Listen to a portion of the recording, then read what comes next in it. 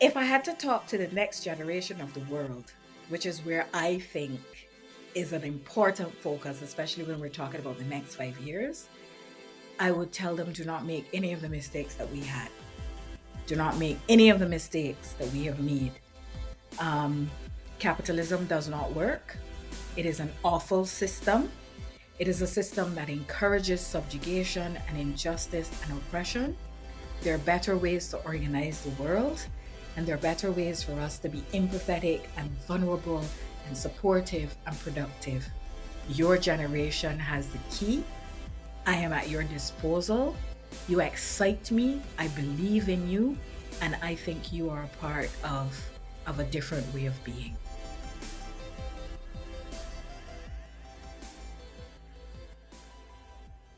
So my name is Marsha Hinds Myrie, and I'm currently one of the activists in residence at the University of Guelph. I share the position, the chair, jointly with Neka McGregor, and our focus is gender-based violence broadly. And my experience is gender-based violence in Barbados and the Commonwealth Caribbean, as well as the way I construct Caribbean, its diaspora is a part of the Caribbean as well. So that includes, women who've moved traditionally to places like Canada and basically reformed that Caribbean way of living in the settler colony Canada. In terms of a little bit about me, I think there are a lot of people who do this work because of our experiences, and I'm no different in that regard. I'm a survivor of childhood sexual abuse, and that experience of life helped me to be able to think about and understand the Caribbean community in a particular way. I also always state that I come from a middle to upper class family, right? Because I know that there is a way that we construct the issue of childhood sexual abuse as just something that affects poor people. And so that's always, a trope that I want to challenge. This is something that affects vulnerable people, girls more so than boys, but girls and boys. And that is what it is. And so I like to also be clear about that.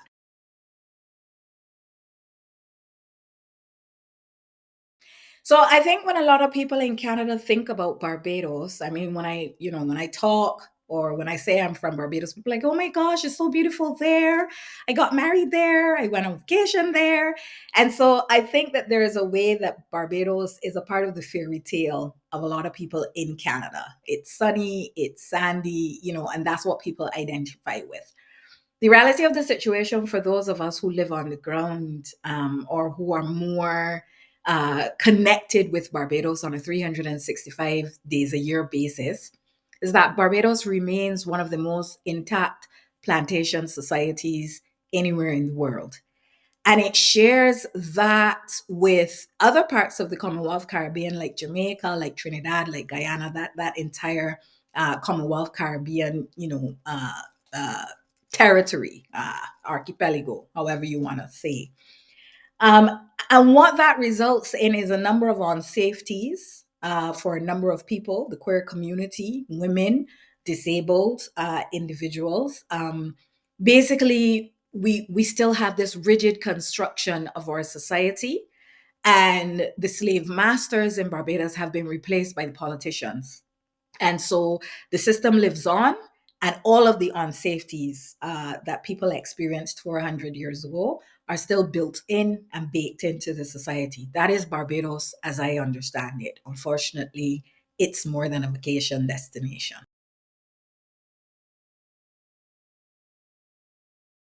When I talk and think about a plantation society, I talk and think about a society that has been constructed by capitalism.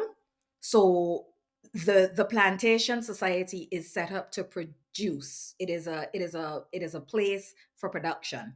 So people are seen as valuable for how they produce and what they produce. In some cases, well, historically, that was because we produced cane. Now it's because we produce tourism. So the individuals with money across the world will come and they will set up a hotel in Barbados. That hotel will not have the same levels of, expectations in terms of how people are treated as employees in Canada and the first world. People are exploited. They work long hours. They're not given contracts that they can, regularize their lives, enjoy their families. There's sexual exploitation. So really and truly, what a plantation society is a society that uses, it dehumanizes people, and people become units of production. That's the economic kind of a very basic explanation on the economic side. On the social side, a plantation is a very stratified society. So, like I said, you still have the land owning class in Barbados that is predominantly non-black, where black individuals have been able to secure land ownership. They then fight to be able to just survive and be able to manage and pay bills and that kind of thing. um, and then within that society, because of the stratification, there are high levels of oppression because everybody is just trying to get to the strata above them. And it's really like a very crab in the barrel mentality, where people will, you know they will do everything that they can and have to do to be able to oppress somebody under them. So men will be very unsafe to their female partners. The society as a whole will reel against queer people because of difference. Children are very vulnerable because they then become, the site of ownership of their parents, who really may not have any other power or access to power or access to play out their frustrations in society. So those are some of the things that I'm talking and thinking about when I'm talking and thinking about plantation society. There's also an element of plantation society that is antithetical to social justice, right? Because if you have a society that is built on stratification, you do not want any kind of social justice or anything that removes those stratas in the society that are effective for certain individuals to be able to continue to hoard wealth and hoard position and that kind of thing. And so the plantation society also affects the way that social services function. So, when you think of the court and its relationship to the functioning of social services, when you think of the legislature and how, it can continue to keep people subjugated, all of these, the healthcare system, all of these are things that are also affected by the plantation reality in Barbados. Like many other Caribbean families that have a relationship with Canada, there has always been a very transnational experience of belonging to these two spaces. So, my mother actually came to Canada. She was one of those 1960s, 70s waves of immigrants that came here looking for a better life. And fell in love with someone back home, and then decided to kind of do a very dual existence between Canada and Barbados. And I was a product of that. And then kind of when I had my own family, it replicated itself. So I've always understood myself and who I am as a construction of both spaces. I think what that has done is that I am not nostalgic or overly sentimental about either of the two spaces. I can see the good and the bad because in both of them I live both as an insider and an outsider. And so it is very clear for me to be able to see things that people who are in one of the particular spaces more than the next, they may sometimes develop blind spots that I don't have the privilege of developing.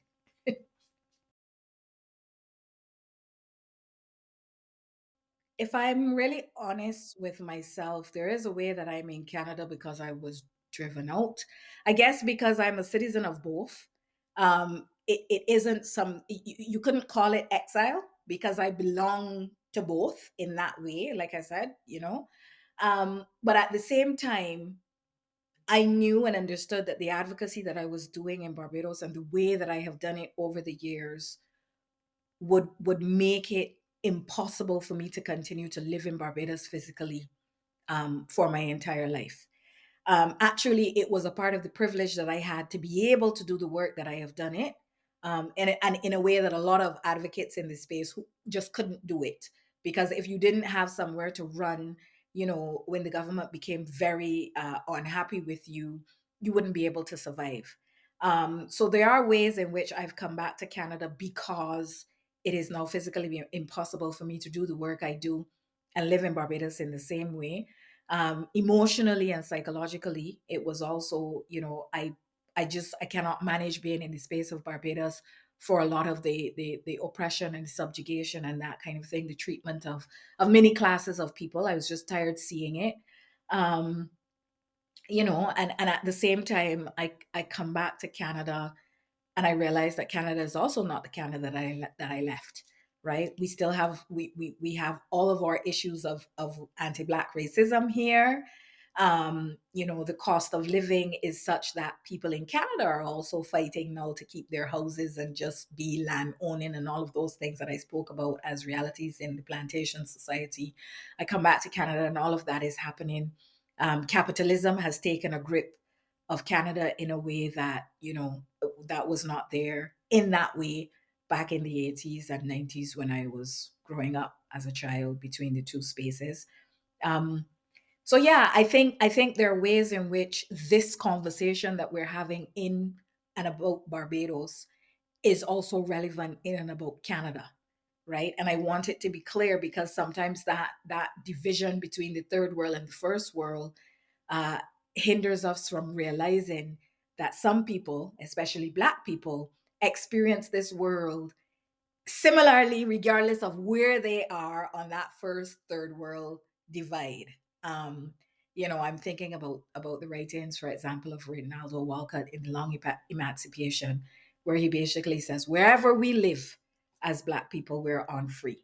Joy James, Captive Maternal, the same thing. We wherever we go, we are the thing to be fought against, and that is not a Barbados, Canada divide.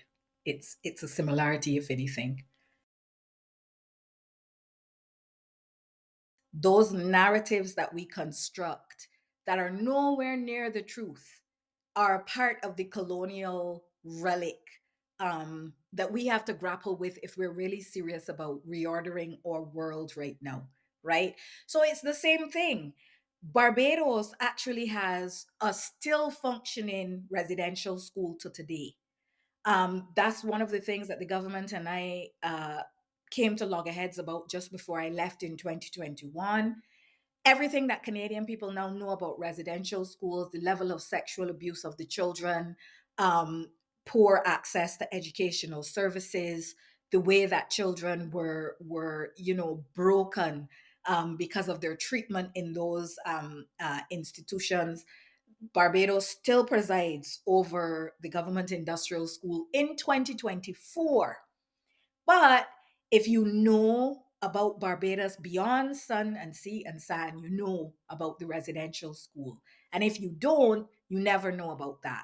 So you're very right. It is, Canada and Barbados both have two big social images that when you come on the inside, there is something completely different in terms of people's experiences of the spaces, and that is a colonial relic. And I think that the importance of something like being an activist in residence is to help to destabilize that, right?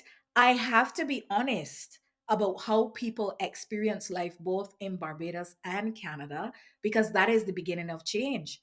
I have to be honest about the fact that the landlord and tenant board in Canada is doing violence and damage to people who are stuck in an unequal power relation with landlords.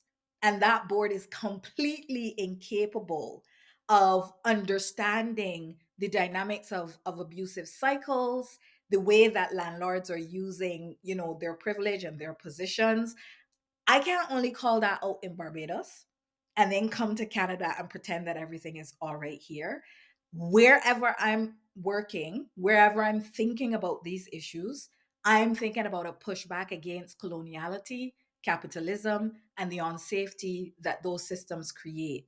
And that's what we're seeing in both Canada and Barbados. So I spent 23 years, 20 of the 23 years, holding the hands, working with victims of gender based violence in Barbados. When I started this work, my motivation for starting it. So, one of the things about facing childhood sexual abuse in a middle class family is that there's a silence on top of a silence. So, there's a silence because you're a child and no one will be inclined to believe your voice. But then there's the silence of middle slash upper class, what do you say, respectability, where when you do say something, people are like, girl, shut your mouth. Girl, why would you say something like that against your family? We don't talk about those kind of things here. And here means, like I said, at that class level. And so when I started this work, I wanted to be very helpful to women and girls who would never have their voices subjugated either by class position or because they were victims of abuse. And so when I started my work, I started by just hand holding individual women and girls through the system, whatever system they were dealing with. If they needed a letter written to the hospital because, they didn't have that capability and I could write, I would help them. It came with reading a lot of the law and being able to advise advocates of what to advise women of what to say and not say when they went into police stations. And I spent just 20 years working at that individual level with women, and I had no desire to be anything else but that.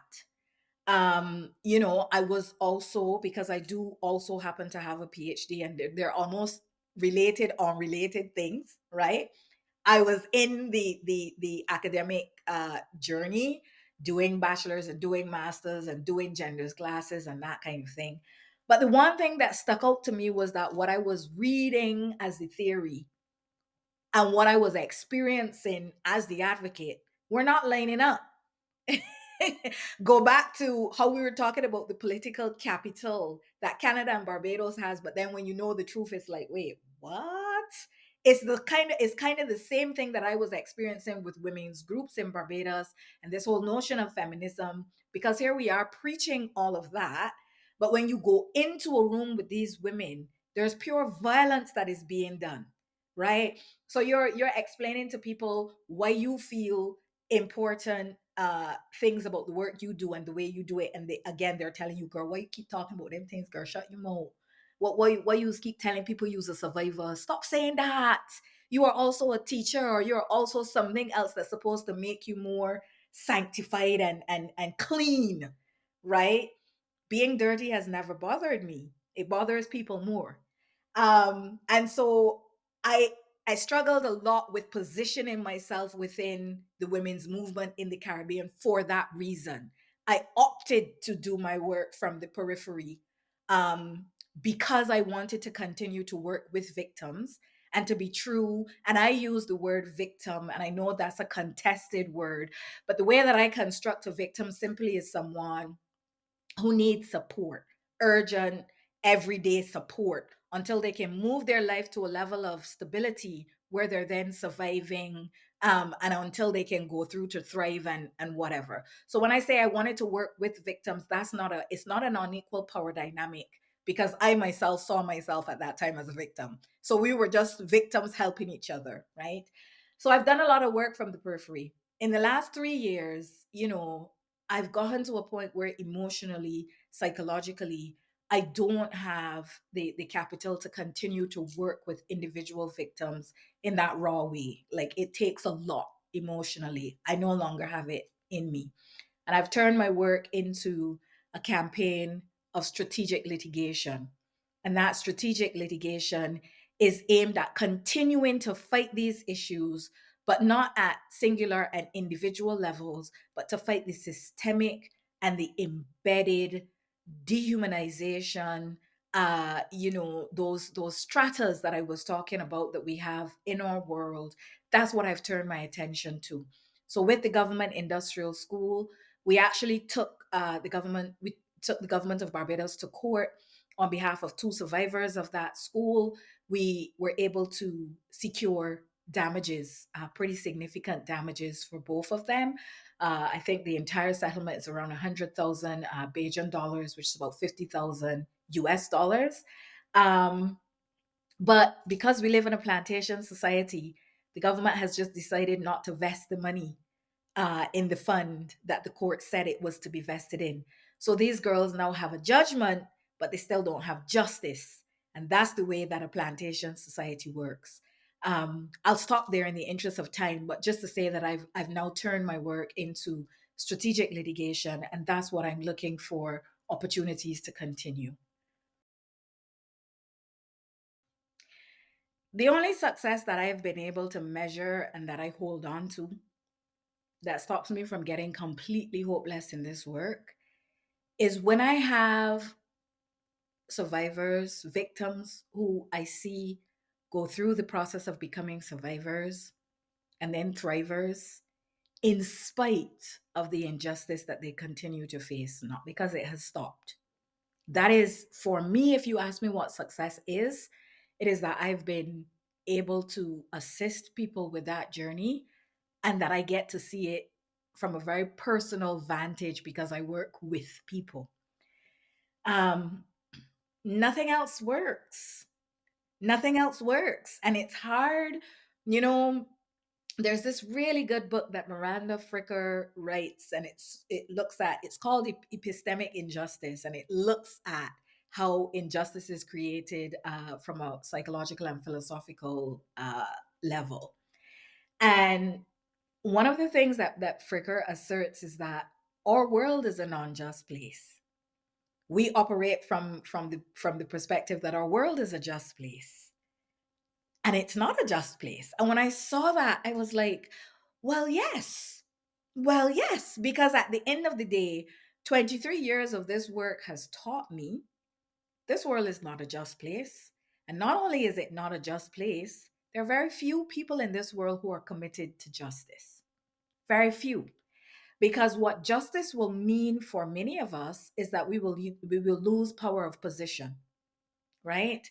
In a world that is more empathetic and embracing, there are many of us who will lose the power of unequal power relations, of oppression, and of subjugation of people. And a lot of people say they want justice until they realize that that is what justice entails, right? And then the status quo remains. And so, if you ask me about successes, it's just that individual people find their way out of that. That's the only success. And if you ask me about challenges, that is the primary challenge, that we now live in a world where, not now, we have always lived in a world where people are willing to see wrong and to say nothing because that is usually the most individually worthwhile thing to do. I am very disappointed of the position of Canada, my Canada, in relation to what is happening in Israel and Gaza. And our response has been to be pushed into a position where we can't call a thing, right? We talk about Trump's America, and we talk about how Trump very effectively used that mechanism of manipulation to do one thing and then to say he wasn't doing that thing or to say he was doing a different thing. But we're all right now on the world stage. That's what all of us are doing. All of us have lost our ability to call a thing, right? In Canada, in Barbados, same way. We we construct debates not like how Antonio Gramsci used to construct debates, not like how Karl Marx used to construct debates, right? We no longer are interested and invested in logic because we don't want to take something through to a conclusion.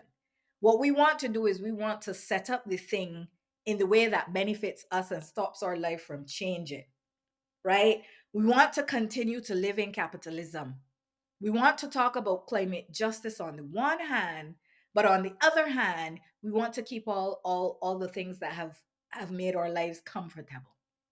So there's no logic. There's no logic in this world. There's no justice in this world. And I think we need to understand that. I have lost my faith in things and entities like the UN. I have lost my faith in politicians. Um, and again, that's a Canadian Barbadian sentiment because we in both places we have, leadership that is telling us it's feminine and it's poor people and it's all of these things, and yet still, at the level that I'm working from, all I see is injustice. All I see is people falling through very big cracks. All I see, like I said, is an inability for us to be frank and to admit that the world that we constructed for the purpose of colonialism needs to change if all of us are going to be safe. 5 years into the future, I have been able to use this activist in residence to convince a small but strategic set of people, because I understand it will never be the majority. The change that we are looking for in this world will just never come from the majority. And that's because of what I just talked about in terms of what people will lose. But there is a small strategic minority that I've convinced by doing conversations like this, by meeting people all across this place, that we need a change in the world. And I don't even want us to construct that change as gender justice. I don't want us to construct it as racial justice. I don't want us to construct it as climate justice. I just want us to construct it as what we need to do to continue to exist. Because when we put it that way, then all of us have a stake in it. It's not me looking at it and saying, but why should I fight with you? What's in it for me?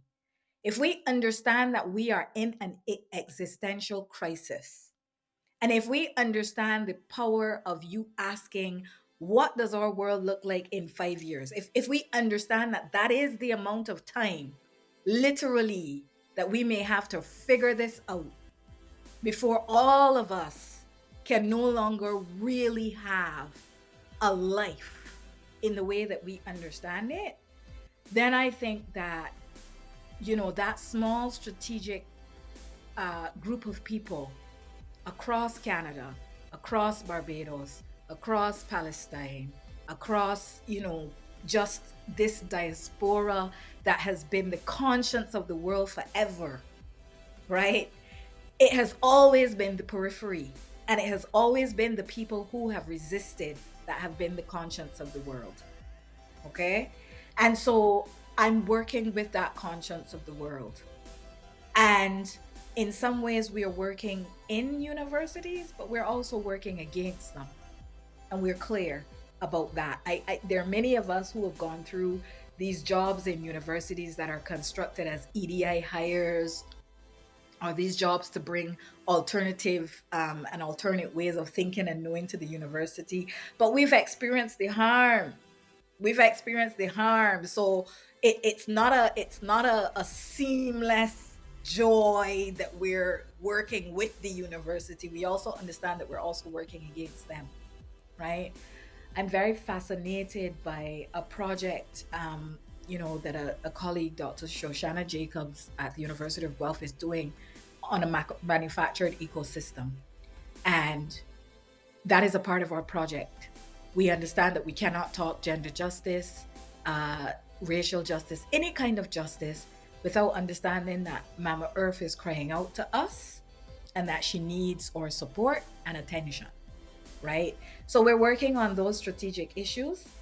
We have been able to wrestle some of the power from um, colonial, neoliberal, capitalist politicians.